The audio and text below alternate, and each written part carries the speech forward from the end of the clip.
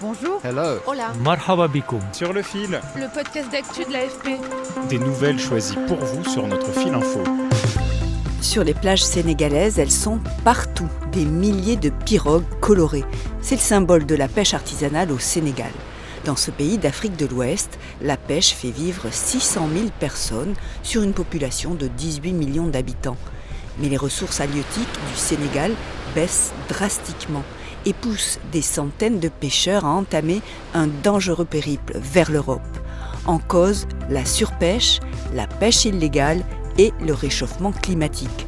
Alors le Sénégal cherche depuis plusieurs années à développer l'aquaculture avec un objectif très ambitieux, produire 65 000 tonnes de poissons en élevage en 2032 contre 1500 aujourd'hui.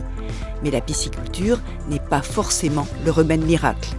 Pour cet épisode de Sur le fil, on part donc au Sénégal avec sur le terrain Adrien Marotte et Magatte Gaye, journalistes au bureau de l'AFP à Dakar, qui ont réalisé ce reportage. Un épisode préparé par Sarah Miansoni. Sur le fil. Des poissons par centaines qui barbotent dans une eau translucide.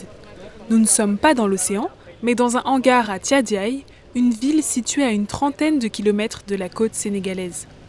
C'est là que Demba Diop a choisi d'installer sa ferme piscicole, où il élève des jeunes poissons, des alevins. Pour mettre en œuvre son projet, il a dû puiser dans ses économies, car aucune banque n'a eu confiance en cette activité encore méconnue. Je pense que l'État devrait multiplier ses financements dans ce secteur vraiment pour le sous-développer parce qu'il y a un potentiel immense. Cette activité est pourtant encouragée par les autorités. Dès 2006, le pays a créé une agence dédiée à l'aquaculture et en 2023, le gouvernement sénégalais a annoncé vouloir investir 129 milliards de francs CFA pour développer l'activité, soit près de 200 millions d'euros. Car l'aquaculture ne représente à l'heure actuelle qu'1% de la production halieutique du pays, ce que regrette Sambaka, le directeur de l'Agence nationale de l'aquaculture. La production elle est en deçà de 2000 tonnes. Et ce qu'il y a exactement comme infrastructure, on faisait plus de l'aquaculture communautaire. De l'aquaculture communautaire, ça veut dire une aquaculture de subsistance, donc à petite échelle. Et ça, ce n'est pas quelque chose qui peut porter la production. Pour le Sénégal, il y a urgence à sortir de la crise du secteur de la pêche. D'abord parce que le poisson représente plus de 70% des apports en protéines des foyers sénégalais. Le président Bassirou Diomaye Faye, élu en avril 2024, en a fait l'une de ses priorités. Il y a urgence à gagner notre souveraineté alimentaire en investissant plus et mieux dans l'agriculture, la pêche et l'élevage, les trois mamelles nourricières de notre pays. Le volume des captures de poissons par pirogue a diminué de 58% entre 2012 et 2019, selon un rapport de l'ONG Environmental Justice Foundation. Les pêcheurs artisanaux souffrent de la concurrence avec des chalutiers, notamment étrangers. Selon les syndicats de pêcheurs du Sénégal, leurs activités ont déstabilisé la faune locale. Ils dénoncent la capture de poissons juvéniles et la pratique du chalutage de fond, une technique qui consiste à remorquer un filet au fond de la mer. Ensemble, nous voulons bâtir un partenariat repensé et fécondé par une vision partagée d'un ordre international plus juste. Le président sénégalais s'est ainsi engagé à renégocier l'accord de pêche conclu en 2014 avec l'Union européenne. Ce partenariat autorise des bateaux européens à pêcher dans les eaux sénégalaises en échange d'une compensation financière versée par l'UE au Sénégal. Pour les autorités sénégalaises, cet accord est responsable de l'épuisement des ressources halieutiques du pays, mais l'UE s'en défend. Écoutez Jean-Marc Pisani, l'ambassadeur de l'UE au Sénégal, c'était en mai 2024. Les pêcheurs européens pêchent 3000 tonnes par an. Ils sont autorisés à pêcher un quota de 10 000 tonnes au titre de l'accord de pêche. Ils en pêchent 3000 et la totalité des prises au Sénégal est de 400 000 tonnes par an. Donc cet accord de pêche représente moins d'1% de la pêche au Sénégal. Mais cet accord contribue bien à la raréfaction des populations de poissons, selon l'ONG Greenpeace, qui appelle à mieux évaluer les ressources sénégalaises. Les acteurs de la pêche et Greenpeace accusent aussi des bateaux chinois de pêcher illégalement. La conséquence de cette surexploitation, c'est bien un exode de pêcheurs qui perdent peu à peu leurs moyens de subsistance. Des centaines de pêcheurs sénégalais tentent la traversée vers l'Europe, et notamment l'archipel espagnol des Canaries, l'une des routes migratoires les plus dangereuses. Plus de 5000 migrants y sont morts au cours des 5 premiers mois de l'année 2024, selon l'ONG espagnole Caminando Fronteras. Mes collègues Maguette Gaye et Éléonore Sens, du bureau de Dakar de l'AFP, avaient rencontré l'un de ces pêcheurs en quête d'exil en novembre 2023. Ababakar Diop, père de famille d'une trentaine d'années, avait été intercepté par la Marine nationale un mois plus tôt alors qu'il tentait de partir par la mer.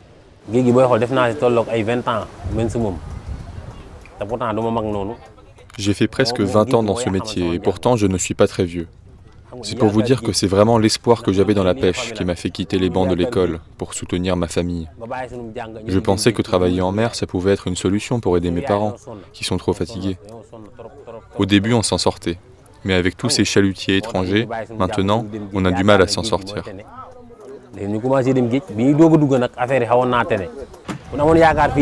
Si j'avais encore un peu d'espoir dans la pêche pour gagner ma vie, je n'aurais jamais tenté le voyage en pirogue pour aller en Espagne.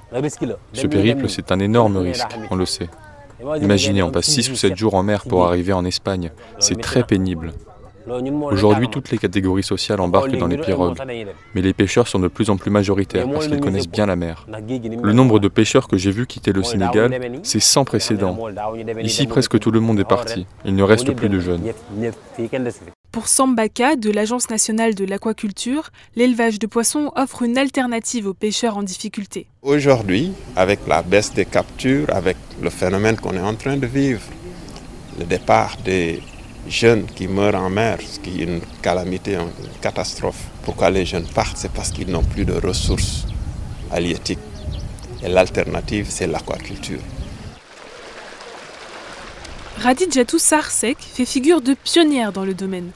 En 2017, cette entrepreneuse a lancé sa ferme piscicole à Kayar, une ville côtière à environ 60 km au nord de Dakar. Elle y élève des alevins, des tilapias et des clarias, des espèces communes au Sénégal. Mais elle doit faire face à la méfiance du marché sénégalais envers les produits issus de l'aquaculture. On parle de développer l'aquaculture, mais on ne parle pas de la commercialisation des produits aquacoles. Vous avez beaucoup d'acteurs qui se sont investis et qui après n'ont pas pu écouler leurs produits aquacoles parce que le marché sénégalais ne connaît pas les produits aquacoles, en tout cas ceux de la pisciculture. Donc il y a quand même un travail à faire pour cette acceptation des produits aquacoles sur le marché. Parce que l'investissement nécessite aussi une rentabilité.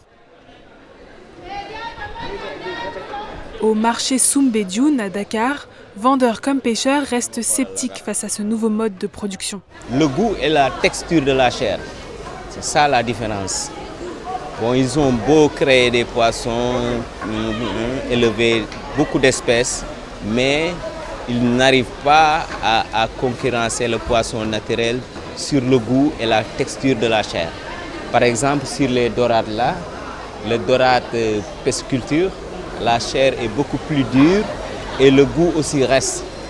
Pour la première fois, en 2024, la production halieutique mondiale en aquaculture a dépassé le niveau de la pêche de capture, selon l'Organisation des Nations Unies pour l'alimentation et l'agriculture. Mais si l'aquaculture peut répondre à la demande des consommateurs, elle ne permet pas de sauvegarder les populations de poissons sauvages. D'autant que l'aquaculture peut fragiliser les écosystèmes en rejetant des déchets, des produits chimiques ou des médicaments dans l'eau et en transmettant des maladies aux poissons sauvages.